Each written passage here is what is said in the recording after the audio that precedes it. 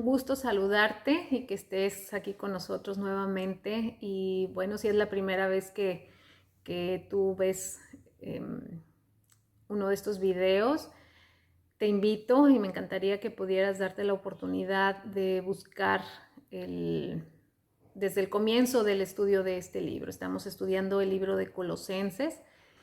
Y a pesar de que es un libro pequeño de 4 capítulos solamente, pues creo que nos ha enseñado muchísimo. Vamos precisamente a la mitad del libro. Estamos entrando el día de hoy al capítulo 3 y hoy veremos los versos del 1 al 11 solamente. Y como te había comentado al principio cuando comenzamos a estudiar el libro, yo te hacía el comentario de que generalmente cuando Pablo escribía, que pues escribió muchas y la gran mayoría de las cartas que tenemos en el Nuevo Testamento, cuando Pablo escribía, y que lógicamente siempre tenemos que verlo desde la perspectiva de que Pablo escribió inspirado por el Espíritu Santo, que es Dios mismo inspirando a que Pablo escribiera todas y cada una de estas cosas que encontramos en sus cartas. Dios siempre en la primera parte de las cartas de Pablo nos hace ver o nos hace énfasis en todo lo que Él ya hizo por nosotros. Él quiere que nosotros entendamos su gracia, que conozcamos su amor, que conozcamos un poco de ese Dios tan maravilloso que nosotros tenemos, de la forma como te digo, de la manera en que Él nos ama, porque de hecho dice la Escritura que nosotros amamos a Dios porque Él nos amó primero. Entonces, Él expresa en la primera parte de sus cartas lo que Dios ya hizo, lo que Dios es, la forma en que nos ama, y en la carta a los Colosenses no es la excepción. Vimos en el capítulo 1 y en el capítulo 2, pues quién es Dios, quién es Cristo, que Él es suficiente, que Él es Dios mismo,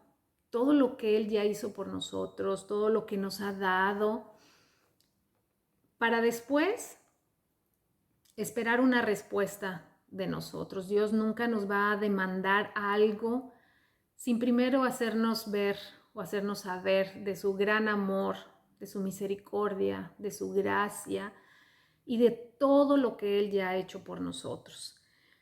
Por eso te invito a que si es la primera vez que escuchas, pues que puedas tú escuchar las enseñanzas de todas las enseñanzas anteriores, para que así, de alguna manera, igual que nosotras, igual que todos los hijos de Dios, podamos responder, porque eso es lo que Dios busca, que nosotros podamos responder al conocerlo, al conocer su amor.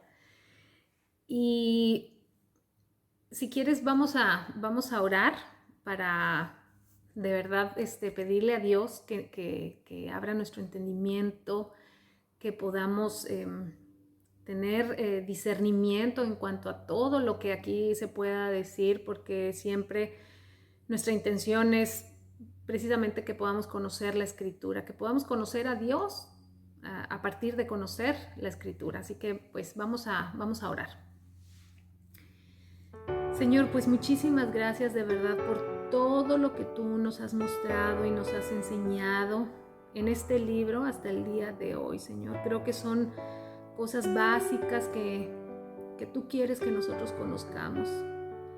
Gracias de verdad por cada palabra, por cada enseñanza que nos has dejado en este pequeño libro, y que tú puedas seguir obrando en nosotros, que podamos seguir conociéndote, para que así, como tú lo demandas, Señor, nosotros podamos vivir ahora como tus hijas, como hemos sido llamadas a vivir, Señor. Que podamos honrarte y glorificarte con nuestra vida, y no solamente como una exigencia tuya, sino que como una respuesta, Señor, una respuesta a tu amor. Pues tú lo has hecho todo, Señor, tú nos has dado todo lo que necesitamos, Padre. Muchas gracias de verdad por tu Espíritu que mora en nosotros y es quien nos ayuda a poder entender la verdad, poder tener discernimiento, pero también es quien nos ayuda y nos da la capacidad de poder vivir esa vida que tú quieres, Señor, para que podamos honrarte. Gracias de verdad, gracias te damos en Cristo Jesús. Amén. Y pues hoy vamos a estudiar de los versos del 1 al 11, pero quería hacerte un poquito hincapié en esto que más o menos te estaba comentando. Cuando nosotros leemos, nosotros a veces tenemos que hacer ver ciertas diferencias en cuanto a la manera de escribir. Y nosotros en la escritura encontramos modos verbales, y espero no complicarnos un poquito, pero sí quisiera hacer énfasis un poquito en esto. Encontramos modos verbales y los modos verbales los podemos dividir en tres. El modo indicativo, el modo subjetivo y el modo imperativo. El modo indicativo es precisamente aquel que nos indica o que nos dice hechos reales, algo que ya sucedió, algo que ya fue hecho, como en este caso te comentaba, Dios haciéndonos ver todo lo que Él ya hizo por nosotros. Hemos visto que a través de este libro, pues que hemos sido resucitados, que hemos sido reconciliados, que hemos sido perdonados y todo eso que está escrito en la escritura, donde se nos dice lo que Dios ya hizo, son indicativos, son cosas que ya sucedieron, hechos reales, hechos verídicos, y los podemos clasificar de esa manera. Hay otro modo, es el modo subjetivo, y es precisamente como su nombre lo dice, cosas que son subjetivas, podríamos decir deseos que alguien tiene, algo que nos gustaría que sucediera, cosas hipotéticas, como por ejemplo también hemos visto cuando Pablo escribía ahí en el capítulo 2 que dice que él quería que cobraran fuerzas, que cobraran ánimo, que estuvieran unidos en fuertes lazos de amor. Bueno, esos son, eso está escrito en el modo subjetivo, algo que Pablo deseaba que sucediera, que no necesariamente tenía que suceder, pero son cosas que él quería, que él deseaba que pudieran pasar. Pero ahora, del capítulo 3 en adelante, nos vamos a encontrar con muchos de este modo verbal, y es el modo imperativo. Y el modo imperativo no es una sugerencia, sino más bien lo podemos captar o clasificar como mandatos, como órdenes, como instrucciones de lo que debemos hacer. Y lógicamente son cosas que Dios demanda de nosotros, pero no en nuestras fuerzas, no en nuestra capacidad, sino que Él nos pide, nos exige o nos demanda o exhorta que vivamos de esa manera porque Él nos ha dado todo lo que necesitamos para poder hacerlo de esa manera. Así que a partir de aquí del capítulo 13 en adelante nos vamos a encontrar con esa manera práctica de cómo Dios desea que nosotros respondamos a lo que Él ya nos ha dicho que hizo por nosotros. El título, a partir de aquí del capítulo 3, bueno, en adelante, dice Vida nueva con Cristo. Y precisamente eso es lo que Dios desea, o más bien, es que si lo ponemos como que Dios desea, sería como algo que Él anhelara que sucediera, pero bueno, aunque es de esa manera, pero también más bien quiero que lo veamos así, como una instrucción, como una exhortación y una orden de parte de Dios a que debemos de vivir de esa manera, pero como te digo, es porque Él nos ha provisto de lo que necesitamos para hacerlo de esa manera. Así que vamos a leer, si quieres, ahí en el capítulo 3 y vamos a leer los primeros 4 versículos y dice de esta manera. Ya que han sido resucitados a una vida nueva con Cristo, pongan la mira en las verdades del cielo, donde Cristo está sentado en el lugar de honor a la derecha de Dios. Piensen en las cosas del cielo, no en las de la tierra, pues ustedes han muerto a esta vida y su verdadera vida está escondida con Cristo en Dios. Cuando Cristo, quien es la vida de ustedes, sea revelado a todo el mundo, ustedes participarán de toda su gloria. Si pudiste percibir, el verso 1 comienza con un indicativo. Comienza diciendo, ya que han sido resucitados.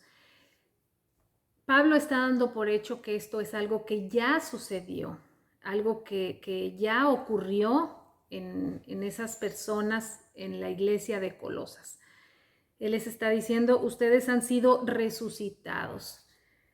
Para entonces comenzar a exponer estos imperativos, esas demandas en cuanto a lo que debemos hacer como hijas de Dios.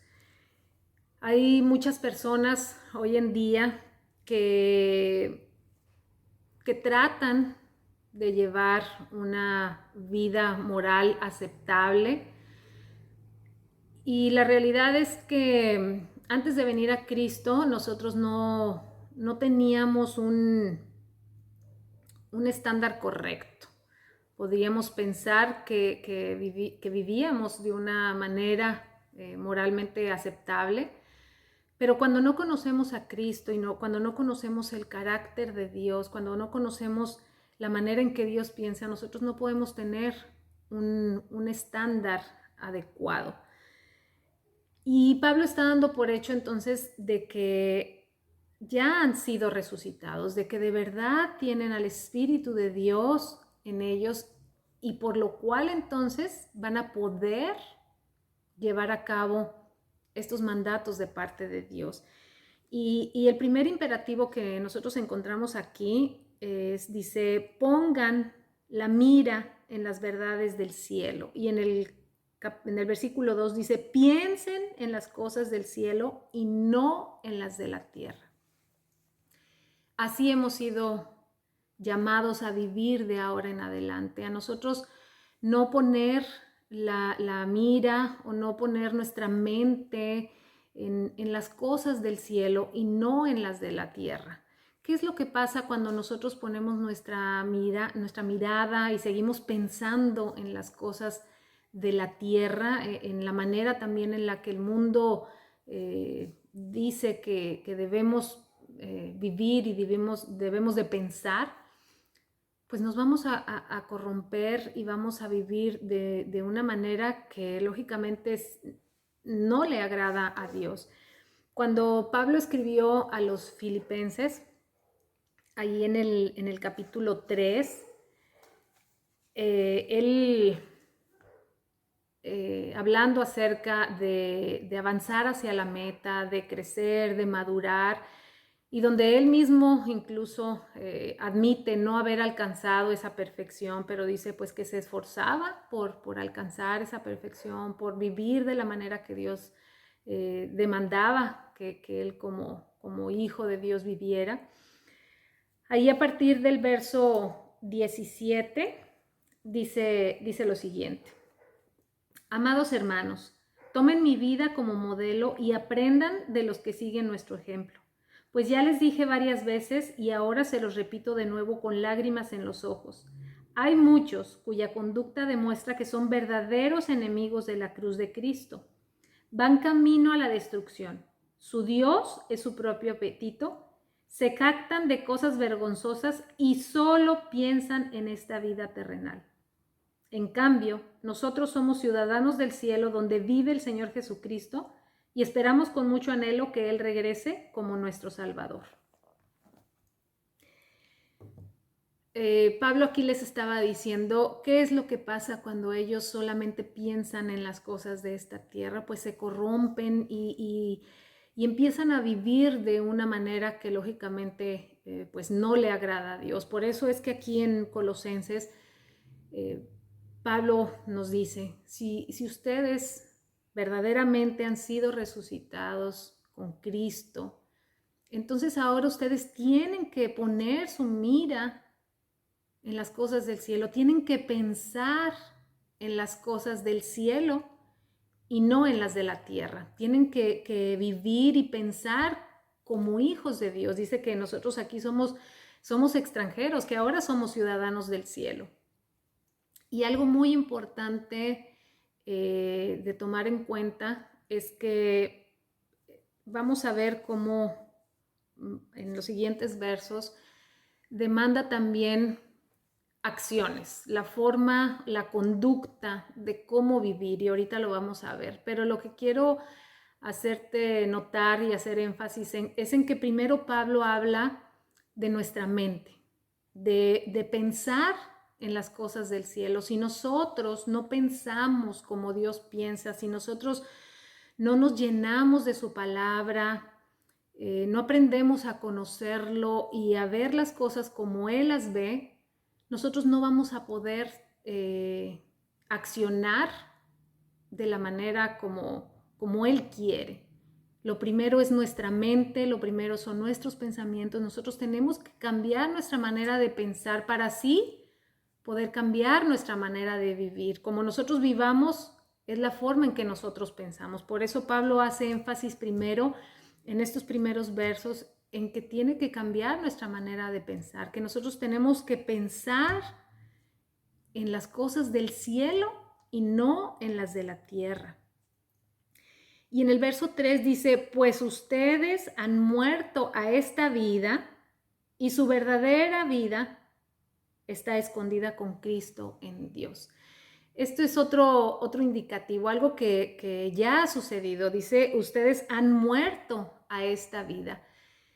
Y lógicamente tenemos que entender que el pecado sigue estando en nosotros, pero nosotros hemos muerto al pecado en el sentido que el pecado ya no nos controla.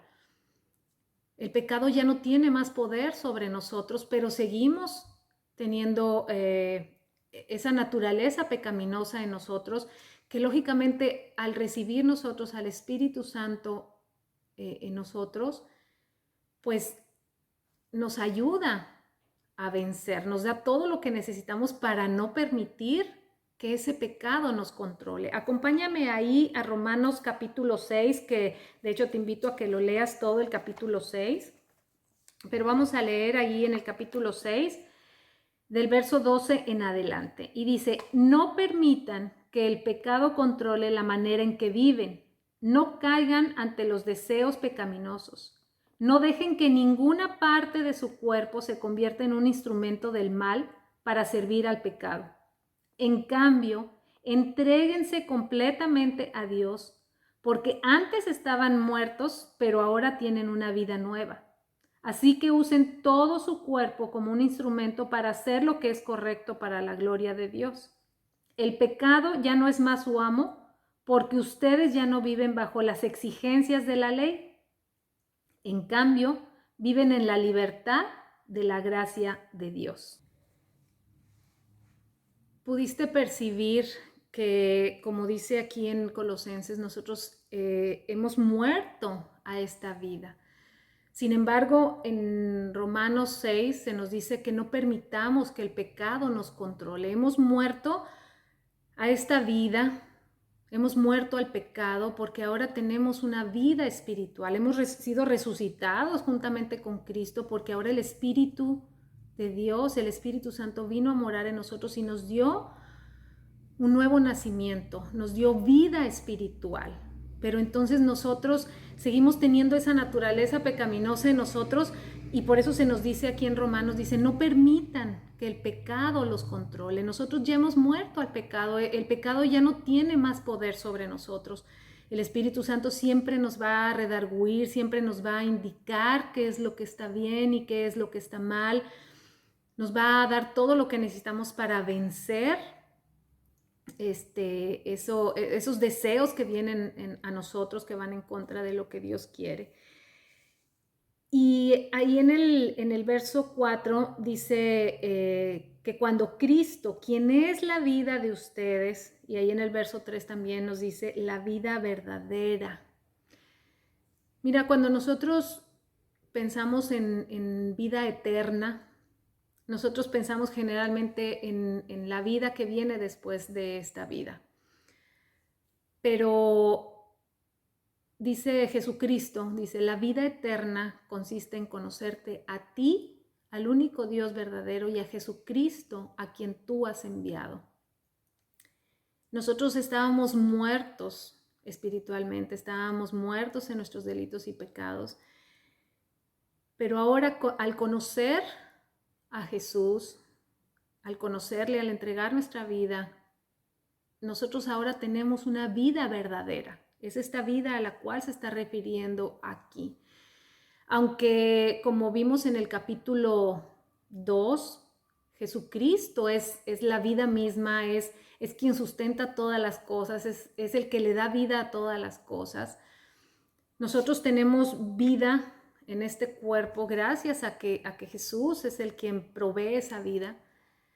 Pero la vida verdadera se está refiriendo aquí a que espiritualmente nosotros tenemos una vida verdadera cuando Jesucristo viene a morar en nosotros, al darnos esa vida nueva, esa vida espiritual.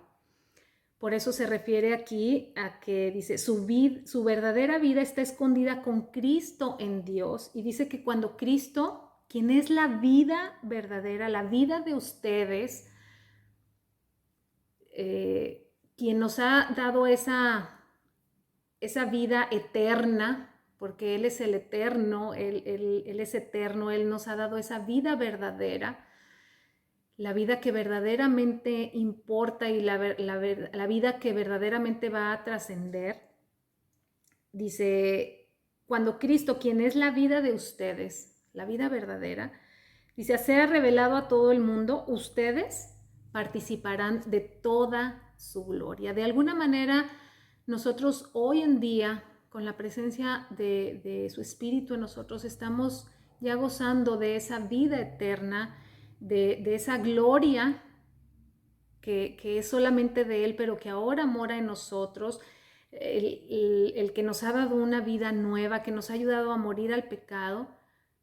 Pero fíjense, dice que cuando Él se ha revelado a todo el mundo, y eso se refiere a que cuando Él vuelva, cuando de verdad dice que todo ojo le verá, cuando Él se ha revelado a todo el mundo, nosotros participaremos de toda su gloria. Y esto de verdad nos debería de alentar y de motivar, como dice la Escritura, lo veremos cara a cara, seremos como Él, seremos, ahora sí viviremos con Él, viviremos, como dice aquí, participaremos de toda su gloria.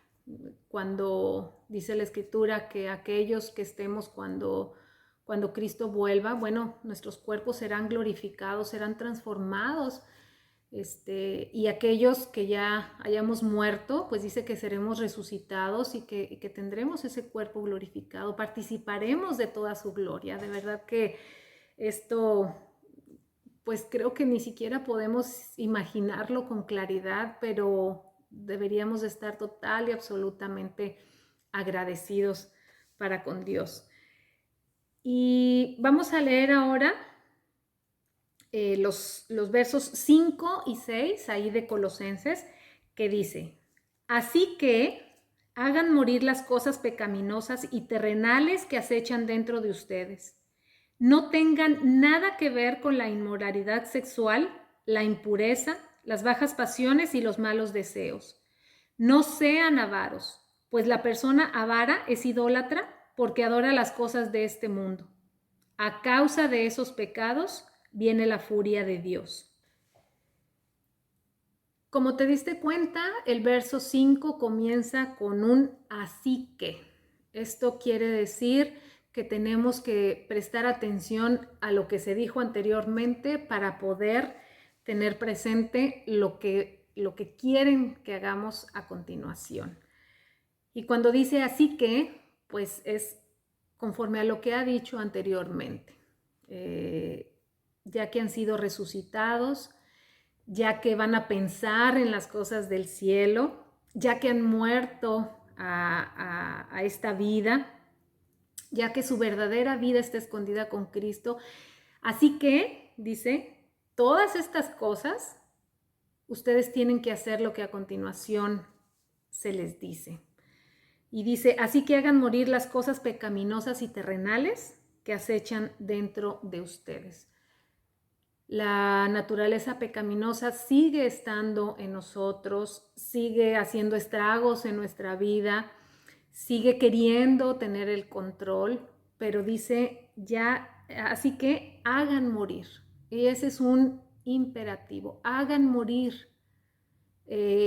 A veces pensamos que porque ya llegamos a Cristo, pues todo va a suceder automáticamente.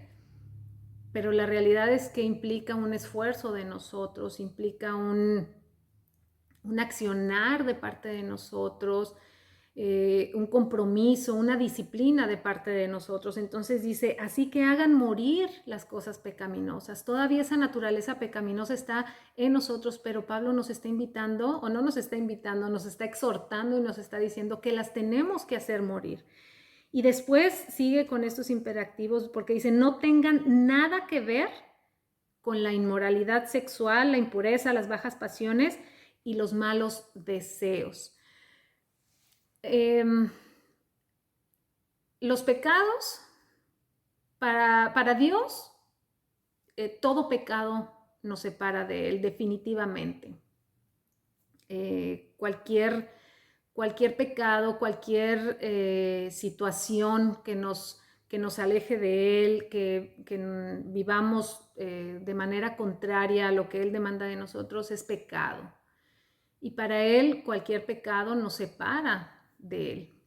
Pero hay pecados que lógicamente son aborrecibles para Dios, que son abominables para Dios, y la Escritura así nos lo hace ver. Y aquí precisamente nos está haciendo ver al mencionar primeramente esta parte. Y recordemos que los gnósticos, y vamos a entender por qué también Pablo escribe de esta manera, o sea, haciendo referencia a estos pecados al principio de estos imperativos. Y es porque los gnósticos, recordemos que ellos decían que la materia era mala y que el espíritu era bueno. Entonces ellos, al hacer esta separación, se daban la libertad de creer que entonces, pues como la materia era mala, el cuerpo era malo, ellos podían vivir de una manera satisfaciendo sus deseos, mientras ellos procuraran espiritualmente buscar esa plenitud y buscar esa madurez, como con ese conocimiento y con todo eso que ellos estaban exponiendo en ese entonces. Y es por eso que en esta iglesia, en estos tiempos, había precisamente este desvío, había inmoralidad sexual en cuanto a que precisamente eso, ellos al hacer esta separación entre el cuerpo y el espíritu, pues se permitían vivir de una manera inmoral, y pues para ellos decían que no había problema. Entonces por eso es que Pablo hace énfasis en señalar primeramente estas actitudes en cuanto a la inmoralidad sexual, las impurezas y las bajas pasiones y todas estas cosas, porque era importante que ellos entendieran que no podemos separar el cuerpo del espíritu, el alma del espíritu, no lo podemos separar. De hecho,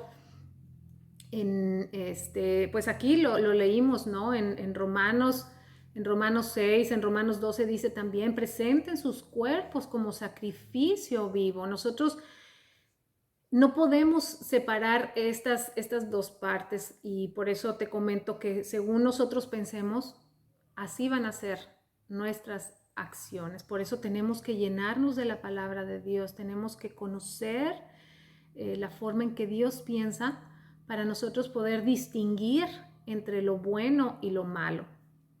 Así que Pablo aquí hace énfasis en cuanto a que esta parte era importante. Y después también hace referencia a la avaricia, porque dice, no sean avaros, pues la persona avara es idólatra porque ella adora las cosas de este mundo. En otra versión dice, y no busquen amontonar dinero, pues es lo mismo que adorar a dioses falsos.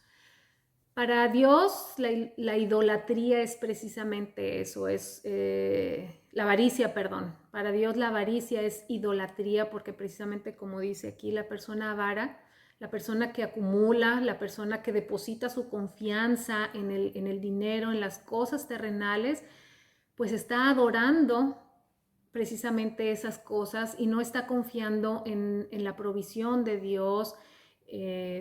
Entonces también se nos hace referencia a la avaricia. Y si puedes percibir también la inmoralidad sexual y la avaricia, también son idolatría en el sentido de satisfacer nuestros deseos. La inmoralidad sexual, eso es podríamos decir que es una idolatría a nosotros mismos en cuanto a querer satisfacer cualquier deseo y cualquier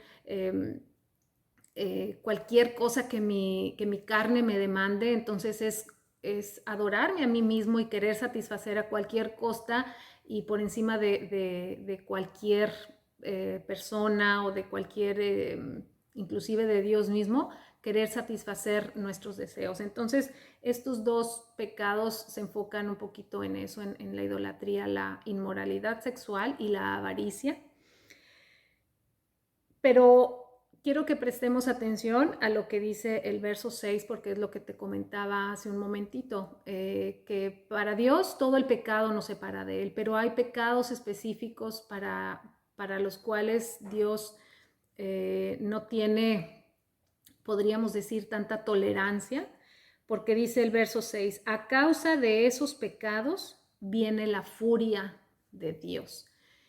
Dios detesta el pecado, Dios no tiene nada que ver con el pecado, pero aquí hace énfasis que que a causa de estos pecados viene la furia de Dios. Y para complementar todo lo que te estoy comentando, quisiera que me acompañaras ahí a Romanos capítulo 1. Es un pasaje largo, pero la realidad es que sí me gustaría leerlo, más con todo lo que estamos viviendo el día de hoy. Y es el capítulo 1, Romanos capítulo 1, del verso 18 en adelante. Y dice, pero Dios muestra su ira desde el cielo contra todos los que son pecadores y perversos que detienen la verdad con su perversión. Ellos conocen la verdad acerca de Dios porque Él se la ha hecho evidente. Pues desde la creación del mundo, todos han visto los cielos y la tierra. Por medio de todo lo que Dios hizo, ellos pueden ver a simple vista las cualidades invisibles de Dios, su poder eterno y su naturaleza divina. Así que no tienen ninguna excusa para no conocer a Dios. Es cierto, ellos conocieron a Dios, pero no quisieron adorarlo como Dios ni darle gracias. En cambio, comenzaron a inventar ideas necias sobre Dios. Como resultado, la mente les quedó en oscuridad y confusión. Afirmaban ser sabios, pero se convirtieron en completos necios. Y en lugar de adorar al Dios inmortal y glorioso, Rindieron culto a ídolos que ellos mismos se hicieron con forma de simples mortales, de aves, de animales, de cuatro patas y de reptiles. Entonces, Dios los abandonó para que hicieran todas las cosas vergonzosas que deseaban en su corazón.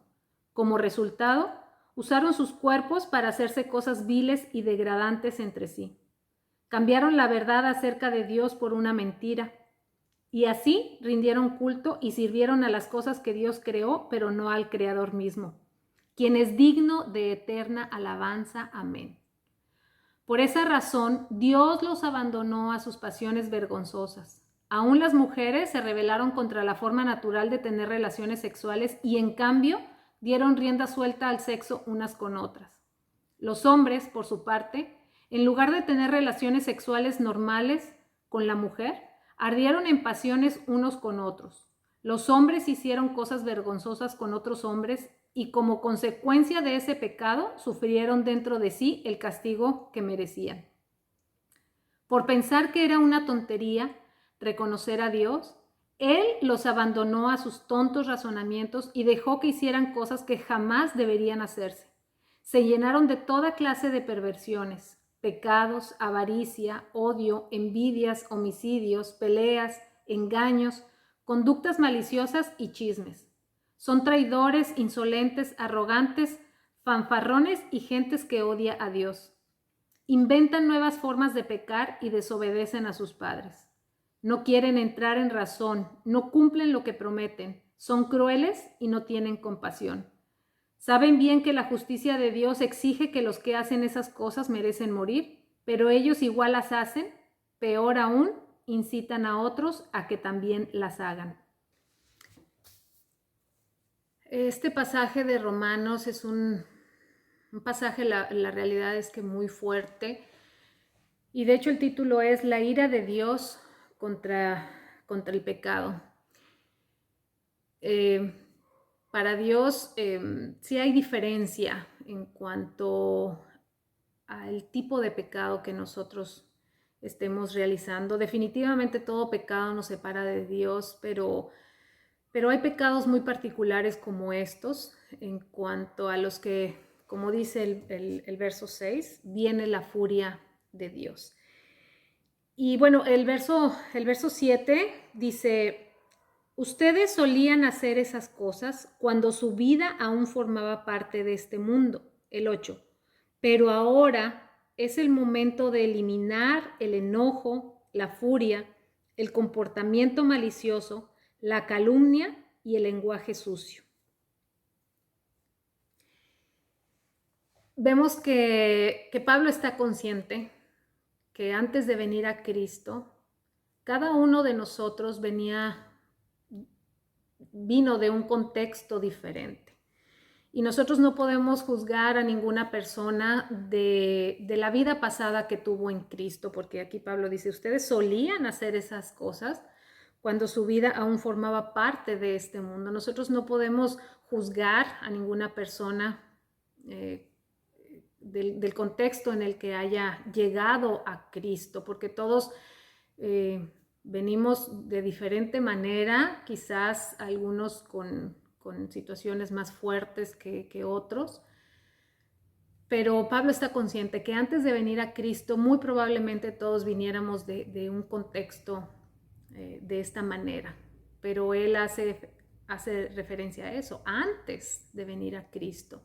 Ahora que estás en Cristo, dice el verso 8, pero ahora es el momento, lógicamente hace referencia a otro tipo de pecados, porque creo que en la mente de Pablo, y me imagino que de Dios, da por hecho que si nosotros veníamos de un contexto en cuanto a inmoralidad sexual, o la avaricia, creo que él da por hecho que estas cosas son evidentes, que Dios no está, pero por ningún motivo, de acuerdo en practicar estas cosas, porque aún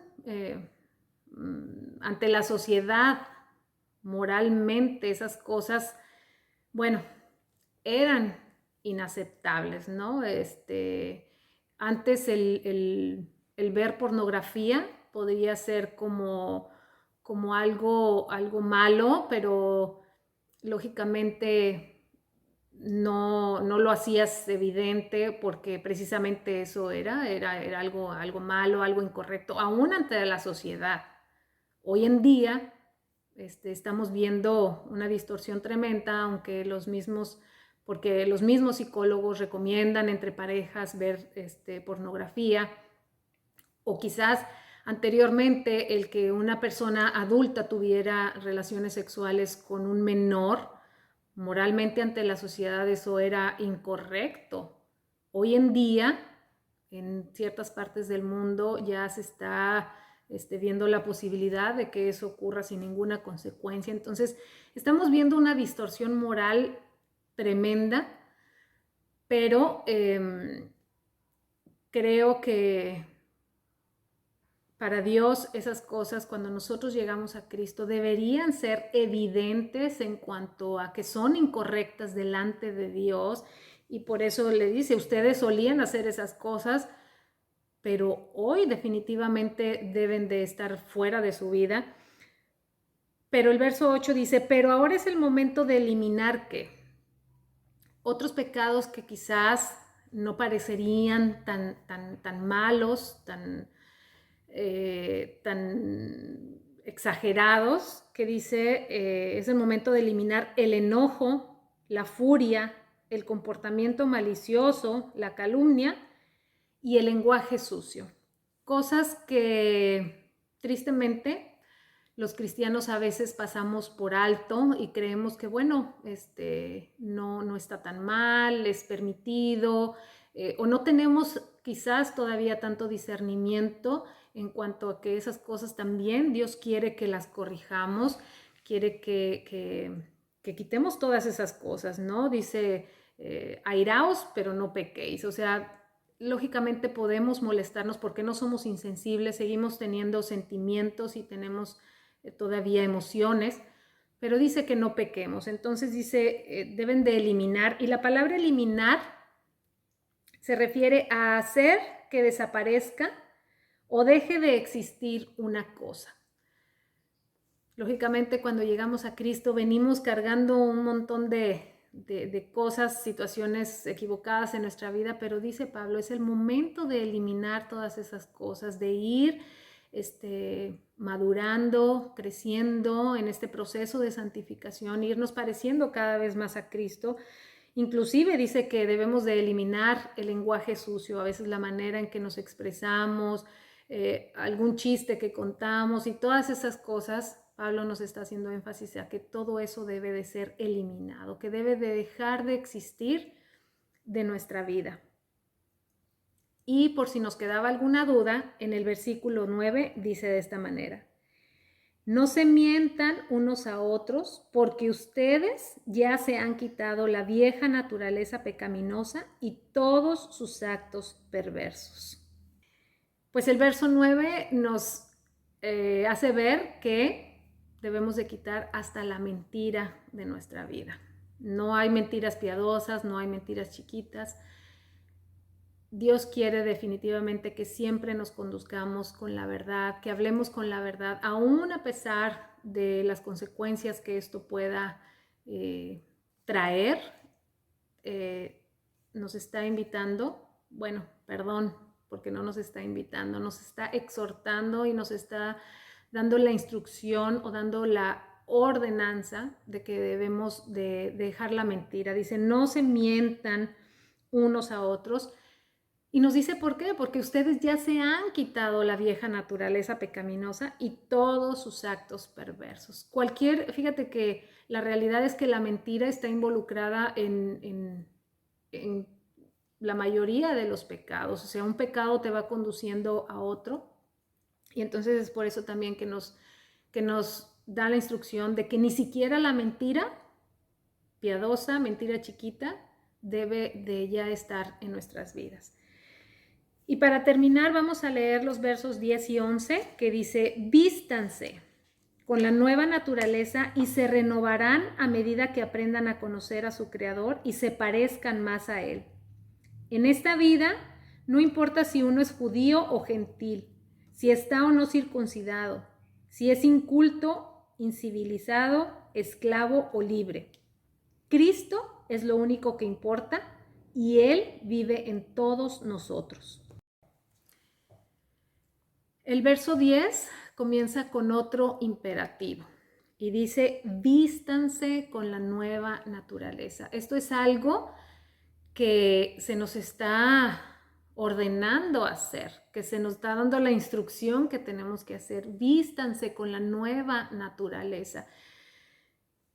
El Espíritu Santo de Dios vino a morar en nosotros el día que entregamos nuestra vida. Pero como te comentaba hace ratito, la naturaleza pecaminosa sigue estando ahí en nuestra vida, pero nosotros tenemos que vestirnos con esa nueva naturaleza. Debemos permitir que sea el Espíritu Santo quien controle nuestra manera de vivir. Pero como decía en el verso 2 que leímos hace rato, tenemos que pensar en las cosas del cielo, nos tenemos que llenar con la Escritura, nos tenemos que dar a la tarea de conocer la forma en que Dios piensa para que así el Espíritu Santo pueda controlar nuestros pensamientos y nuestra manera de vivir. Acompáñame ahí a Romanos capítulo 8, del verso 5 al verso 10, y dice: los que están dominados por la naturaleza pecaminosa piensan en cosas pecaminosas, pero los que son controlados por el Espíritu Santo piensan en las cosas que agradan al Espíritu. Por lo tanto, permitir que la naturaleza pecaminosa les controle la mente lleva a la muerte, pero permitir que el Espíritu les controle la mente lleva a la vida y a la paz, pues la naturaleza pecaminosa es enemiga de Dios siempre. Nunca obedeció las leyes de Dios y jamás lo hará. Por eso, los que todavía viven bajo el dominio de la naturaleza pecaminosa nunca pueden agradar a Dios. Pero ustedes no están dominados por su naturaleza pecaminosa. Son controlados por el Espíritu si el Espíritu de Dios vive en ustedes. Y recuerden que los que no tienen al Espíritu de Cristo en ellos de ninguna manera pertenecen a Él. Y Cristo vive en ustedes. Entonces, aunque el cuerpo morirá por causa del pecado, el Espíritu les da vida, porque ustedes ya fueron hechos justos a los ojos de Dios.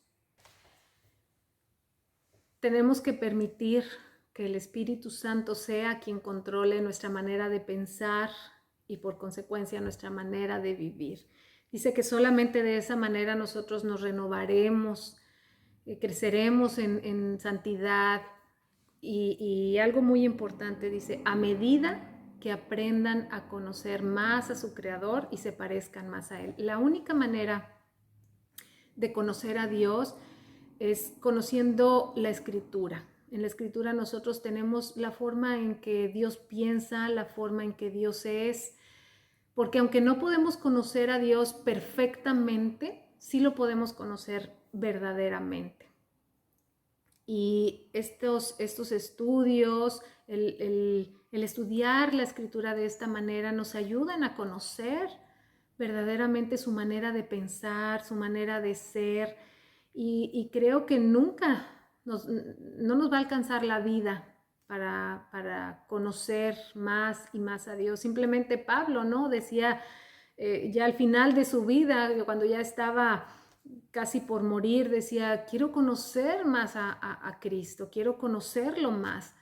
Después de él haber vivido una vida para Dios, y es por eso que tenemos que vestirnos de esa nueva naturaleza y aprender a conocer más a Dios. Y como dice el verso 11, en esta vida no importa si eres judío, gentil, si estás circuncidado, hace estas referencias a todo lo que ellos estaban viviendo en ese tiempo en la iglesia de Colosas, como vimos, ¿no? Haciendo ellos énfasis en que tenían que estar circuncidados, y Pablo dice, eso no importa, no importa si, es más, él dice, si eres culto o incivilizado, si tienes estudios o no tienes estudios, si eres un hombre muy letrado o no, No importa si eres mujer, si eres hombre, no importa las diferencias que tú quieras hacer. Dice, lo único que importa es Cristo.